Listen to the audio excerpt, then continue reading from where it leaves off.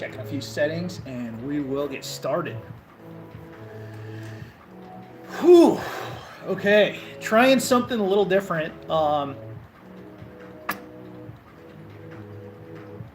start with good afternoon or good morning, depending on where you're at.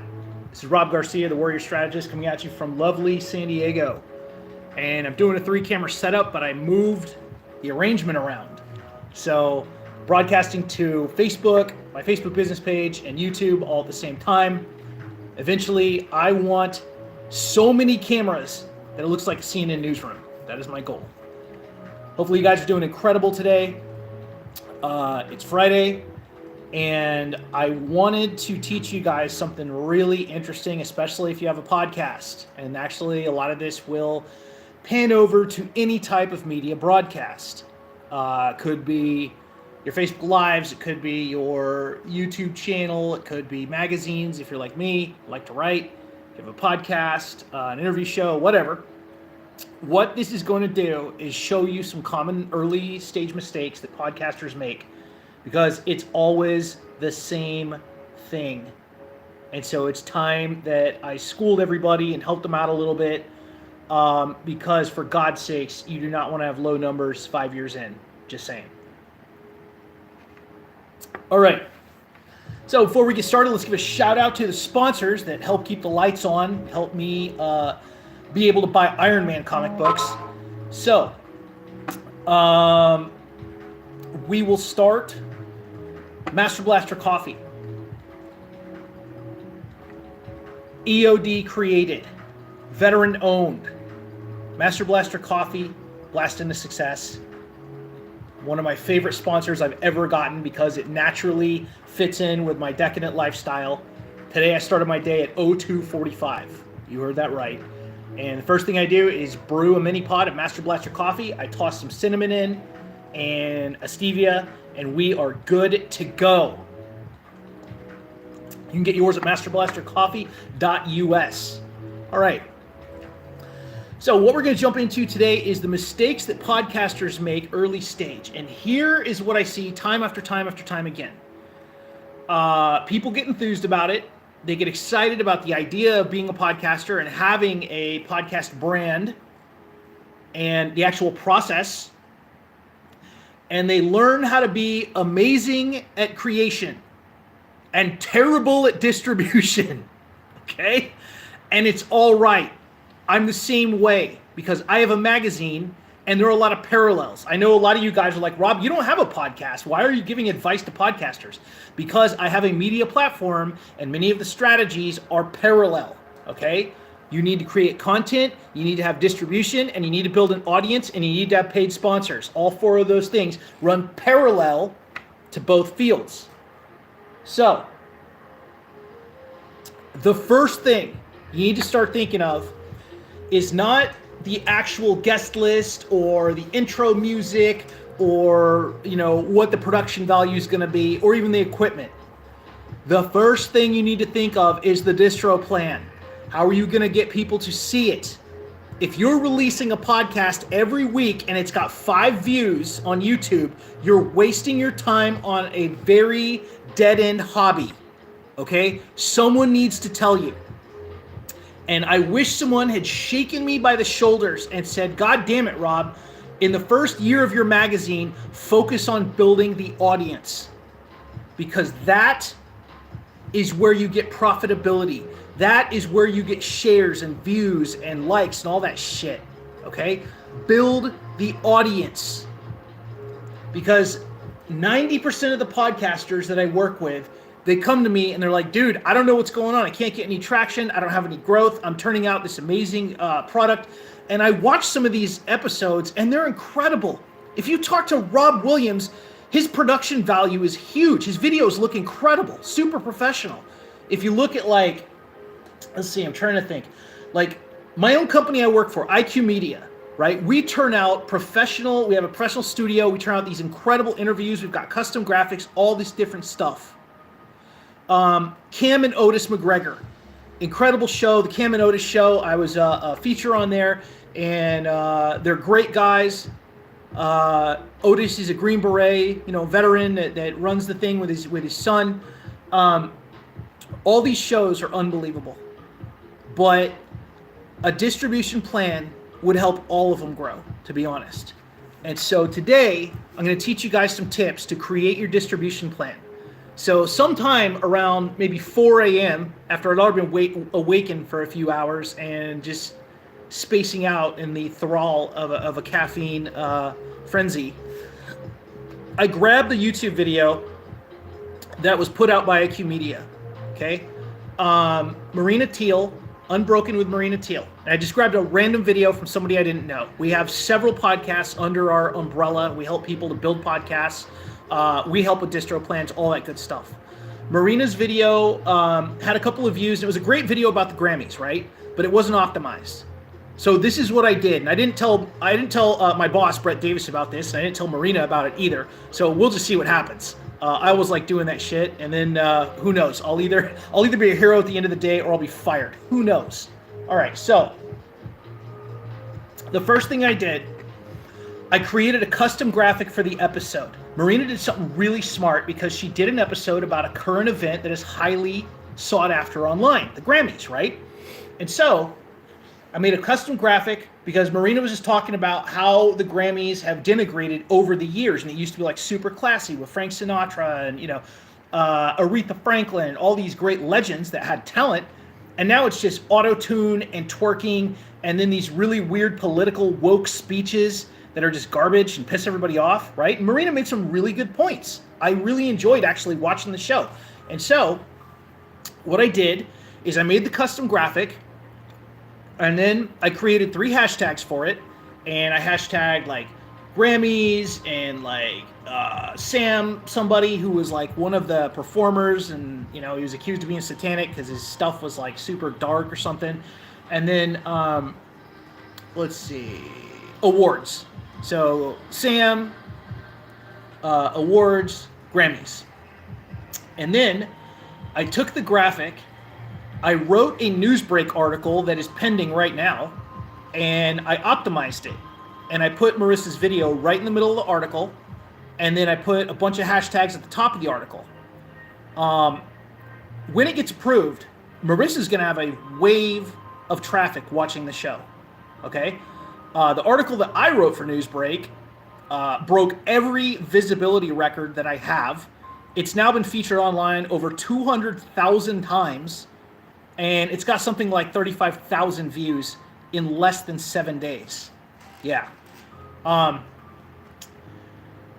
Point is, I drove traffic creating this Newsbreak article, which hasn't been approved yet. Once it gets approved, Marina is going to have this giant, I think I just called her Marissa. Marina is going to have this giant wave of traffic. Then I put it on Facebook with appropriate hashtags and a link to listen. I put it on LinkedIn, and I put it on Twitter. Twitter is really where it's going to gain traction, especially if you start hashtagging celebrities, Grammys, and all the goofy hashtags associated with the Grammys. So this is what we call associative visibility, okay? I went to the actual YouTube video where they posted her video, and then I popped in some hashtags about the Grammys in the comments. So this will drive traffic that way as well. So all these little things are going to add up to get her a lot more views. I am positive of it within a few days. Now imagine going on Twitter and you mention a couple celebrities that performed in it. Or you make a campaign where every other day you just pop on to 3 social media sites and then you share the video with hashtags. So all of this stuff is part of getting more visibility and more views. And even get people arguing even better. I'm just saying, like that's how you draw attention to stuff. Because even people that are super negative or critical of your content or that start fights in the comments, they're keeping you in the algorithm and they're getting you views. So they might suck, so don't engage with them because they're time wasters. But I don't even get mad when people say stuff in the comments now about my broadcasts or my articles or whatever. I kind of laugh because they're just keeping me visible, which is great. All right. So, circling back to podcasters or anybody that does any type of media stuff, Here are my best tips for creating a distro plan, because the average podcaster focuses on the creation and the actual implementation of the product itself, which is the podcast, versus distribution. They don't think about what to do. They release it to iTunes, they release it to Spreaker or, SoundCloud or wherever, like all these dumb podcasting sites. That's great, but guess what? If nobody's looking for it and you're fairly new to the podcast game, there's a lot of competition out there. And you're going to sit on very few listens and very few views if you're using YouTube in conjunction, which you should. So, how do we drive traffic? The first thing is to make a custom graphic for every single episode. If it's an interview show, have a really bright colored graphic with your guests and 3 bullet points that summarize the episode. Be able to give people 3 reasons to listen or to pay attention to it, and that is how you're going to get people to watch it, okay? If you're utilizing YouTube, use your hashtags, and in the descriptor, make sure that you describe what they're going to find out in the show, and make sure that your descriptor for the video is right to the point and tells people what they're going to learn in the show. Don't just say interview with so-and-so.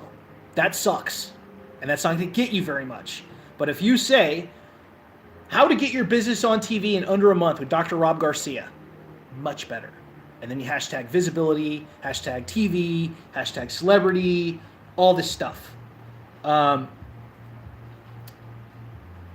that's the first thing, is optimizing. The next thing is to make sure you're pushing out your podcast to numerous social media platforms and then adding hashtags that are appropriate that will draw the right type of viewer. If you want, you can use geographic hashtags. You can use industry hashtags. You can use the word podcast as a hashtag.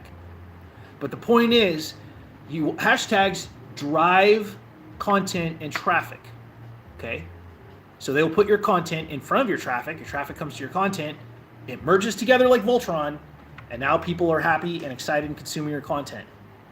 So, you've now got your custom graphic for each episode. You've now got a distro plan going out to several social media sites.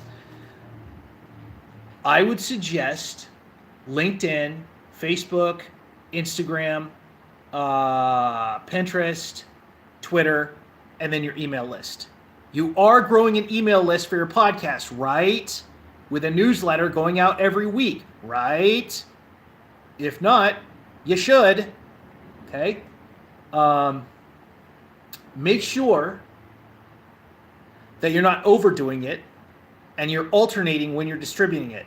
So you can distribute it early in the week, like early in the morning, and then like middle week, like in the afternoon or in the evening. Distribute it a few times a week over different platforms, or mix them up. I would do like morning Facebook and then evening Facebook later in the week, morning LinkedIn, evening LinkedIn later in the week, something like that. Just have a random plan where it'll go out to be seen by a couple different members, and then have like 5 to 8 people that would appreciate the content, that could use it if it appeals to them for whatever reason, and tag them. Okay? Share it in Facebook groups that you might run. If you need to, create a Facebook group around your podcast. Have some place where your audience can appreciate it. And that's where it'll be most revered. All right.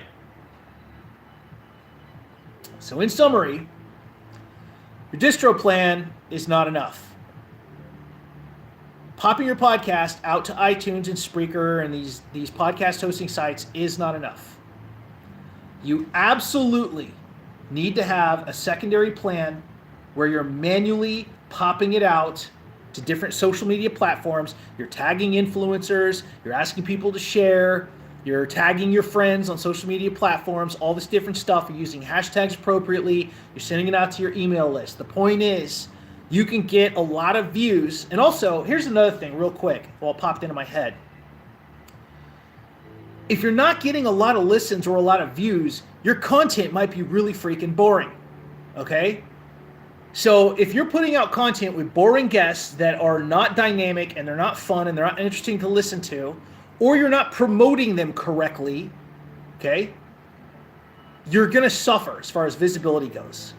So learn how to promote people. Learn how to write descriptors that talk about the advantages, the benefits of listening to this show, or why you're excited about this guest, what they're going to teach, and how it's going to change people's lives.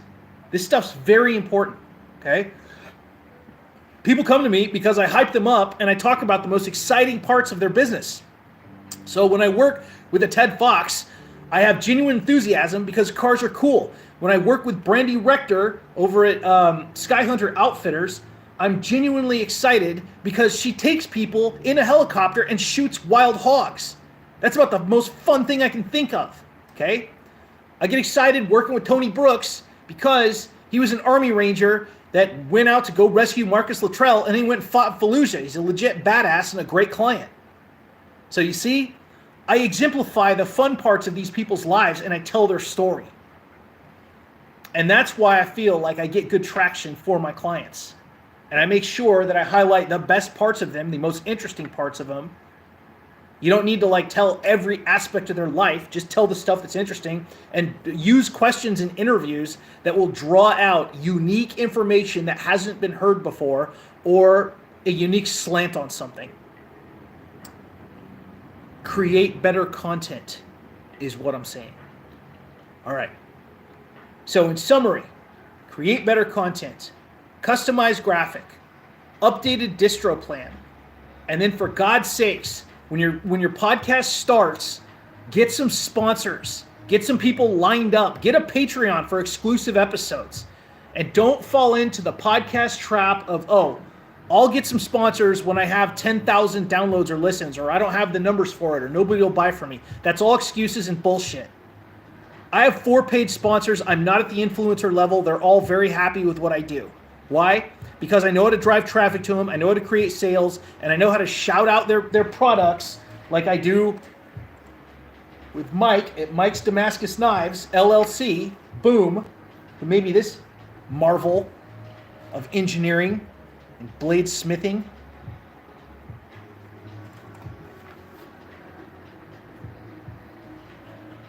Check them out at mikesdamascusknives.com or Mike's Damascus LLC on Facebook if you want your own custom knife. See how I did that? Nice and easy. All right. So that's all I got for today, guys. Just talking to you a little bit about podcasts and about how to do them better and how to get more views on what you're doing, okay? Stop being a hobbyist with your podcast. I'm going to tell you right now, there's a lot of podcasts out there and 80% of them suck. Why? No distro plan, bad branding, no actual enthusiasm or work after the episode is released. Okay? Start thinking about how to do this. And that's how you build an audience. That's how you build a loyal audience looking forward to your stuff. Start sending out preview messages on social media a day before the podcast drops and say, hey, who wants to get tagged when this comes out? And write down all the names. Those are your super fans. Stuff isn't that hard, guys. Just figure it out. Connect with your audience. Reward them for their loyalty and their time. All right. That's all I got for today. Thank you so much for tuning in. This is Rob the Warrior Strategist in sunny San Diego. If you guys need anything with visibility, press releases, magazine coverage, custom business articles, whatever, drop me a message. Let's talk. All right. As always, guys, stay famous. I'll see you next time.